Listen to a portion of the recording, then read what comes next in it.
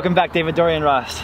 Nice to be back. We just were on the ocean talking about the fighting essence or the fighting applications of traditional Tai Chi. We wanted to show the audience 3 more they can bring into their practice. And one continues off the first video we just showed, which was brush knee and push, and then how to yield it the other way.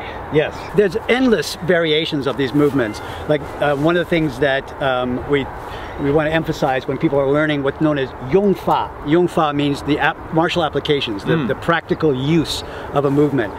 And so for every movement there's like a classical Yong Fa, like this is the application, and it's only one example. So there's really literally endless variations once you understand the principles behind it. And so with like a movement like brush knee, where we have one of the applications is what we call push. So we have push, but then that's not the end of the story, because like you're not going to just stop and go, okay, you got me, man. Right. So there's going to be a response to that, and then you go into another principle like yielding, for example. I see. And so no matter which way you go, I still can maintain, you know, a continuation of the flow.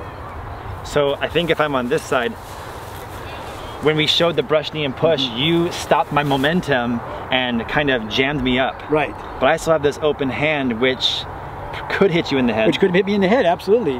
Which is one of the things that you often see, like on YouTube or other places where, you know, they say, well, that's impractical because he's still going to hit you. Well, of course. But then you'll do something different. But then I'll do something different too. So here, if I'm in this position, this comes out.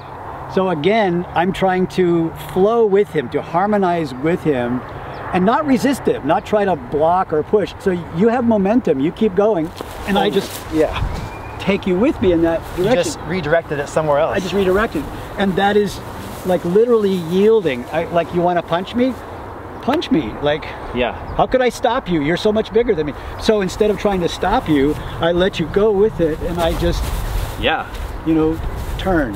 And I've got to say, for those out there watching, the first punch when you brush knee and push and you stop me and jam me up, it's painful to me to have to stop like that. It jars me. Yeah. The ultimate goal of a fight is to have the fight stop. Yeah. The ultimate goal of the fight is not to like, oh, I'm going to beat up my opponent. Trust me, if you beat up your opponent, he's going to be upset with you and want to come back and try it again. Or get his lawyer involved and you go to jail. Don't do that. So instead, I just want the fight to stop. And if I do something like this and you like, you know, okay, that's not working.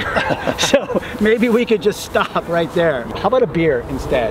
Deal. All right, so or a kombucha. Or a kombucha. For me. Yes. Let's try this once in full speed and slow-mo so they can see the details of it. Okay.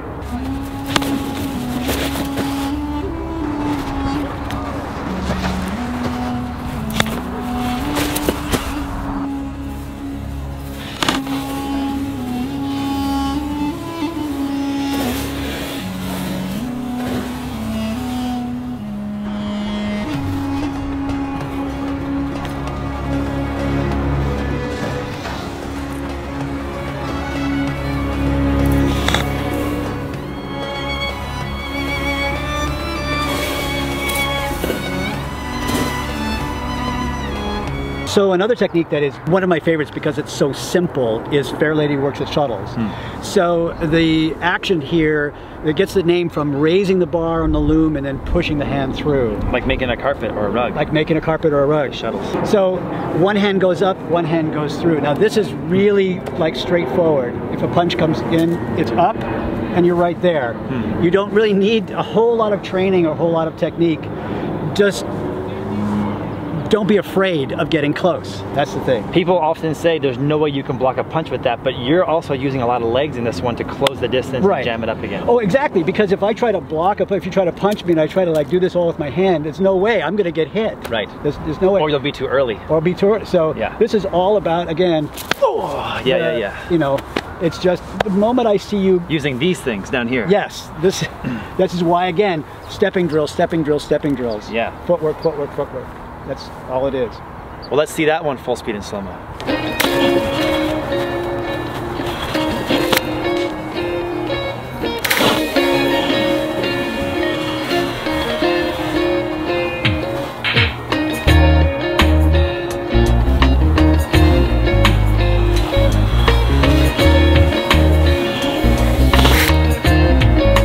I've asked Jake to demonstrate this because he's a lot more flexible and it looks really cool to do it. This is a movement called the snake creeps down, followed by the rooster stands on one leg.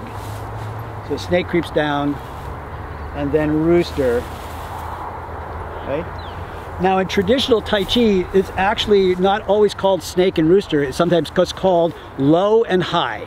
The low spot and the high spot. And this is a really interesting practical application for somebody who's attacking you from behind. Like if you get a bear hug from behind, you can utilize these two movements to escape. So like he's got me pretty good here. I can't really run away from this. So rather than try to move away from this, I'm going to go towards him, right? So here's my snake, right? And here's my rooster. So the low position and the high position is a really effective answer to something that otherwise is kind of like got you in a bind. That's a good one. You drop out of the attack, and your leg goes between the legs, almost like a single leg in wrestling or something. Yes, yes. And then the rooster creates the space. Right. Let's do that again. All right. I'm going to do that fast or slow or? Maybe just instructional speed one more time. All right. So he's got me pretty, like I've asked him to really, tighten up on this. So it's not like, Harry Houdini, I'm going to like magically escape. So it's really just, this leg is going to shoot through his legs and I'm going to drop. Now already I'm out of the bind here. So the rooster comes through and he's doing what the other person's going to naturally do, like get the heck away from me, pushing through. But I don't want to let him get away from it that easy, so I come up with the rooster. Nice. And if I catch him just right with that rooster to the groin or to the solar plexus, either one, that's just a bonus. But you've also done what you talked about, which is end the fight by creating space and getting the situation neutralized. So something very, very important, that I want to say about street fighting, martial applications, fighting skills or whatever. Number one, don't fight. Yeah. Like that's my biggest training for people. Just don't do it. I think you and I, using our charisma and our intelligence, are able to live day to day without fighting all the time. Without fighting. Fighting, if you are in a position where you can't avoid it, somebody has come to you and is attacking you, there's no technique, there's no skill that's going to make you dominate. It's really like, if I can create a gap in the situation for the opportunity to get away, for the opportunity to call for help, for the opportunity to call attention to what's going on here. So, for example, in Krav Maga, this is one of the pieces of the thing that we're training. So if you were to grab me here and I'm going to do this technique, I'd be like, stop, stop, get away from me, come on, stop hitting me. You actually say the words. You actually say those words. In Krav Maga because to shock the opponent? The witnesses around you later on are going to go, well, who was fighting who? Or if the cops come by, like who's the instigator, who's the aggressor? Immediately makes you the defense. That's right. Wow. And it also puts you into that mindset of like, I'm not fighting here. Yeah. I'm getting out of it. Right.